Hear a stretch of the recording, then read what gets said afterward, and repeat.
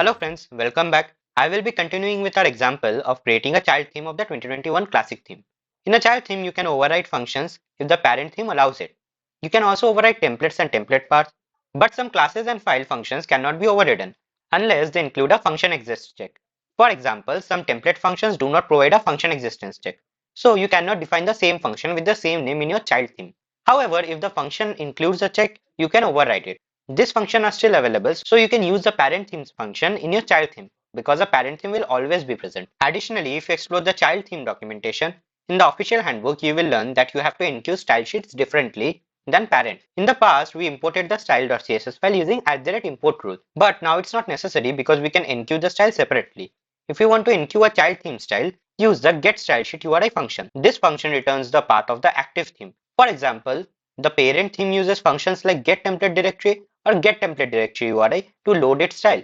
The child theme should load its own styles using the parent handle in the dependencies parameter. This ensures that the child theme uses the correct style sheet.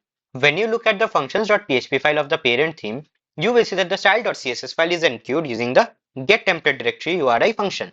This returns the parent theme's path, not the child themes. So even if you don't include the style.css file separately in the child theme, the parent theme style will still be loaded.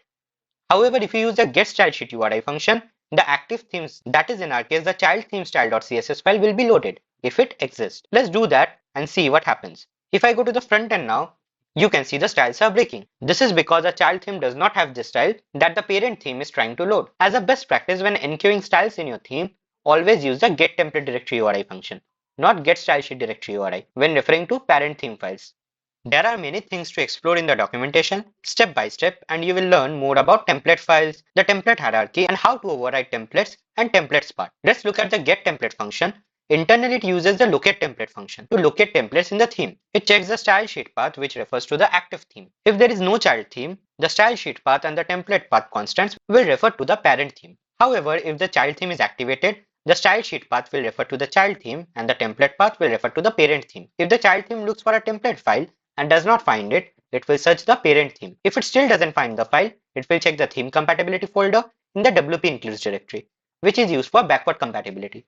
If the file not found, it will return blank, indicating the file does not exist. This is how template and template part overrides are possible in a child theme, including overrides to the functions.php file. When creating a child theme, keep in mind that you can enqueue styles and scripts, but it is important to understand the difference between getStyleSheet directory, getStyleSheet directory URI, and getTemplateDirectory and getTemplateDirectory URI functions. What is the correct use of them in respective parent and child themes, and where to use them? In your child theme, you should use getStyleSheet directory functions as they refer to your child theme's files. You should not use getTemplateDirectory functions as it only loads files from the parent theme, and there is no child theme of a child theme, so it cannot be used in that sense. Please review the documentation to understand the available functions and explore what else you can do in your child theme. Thanks for watching. See you in the next one. Jai WordPress!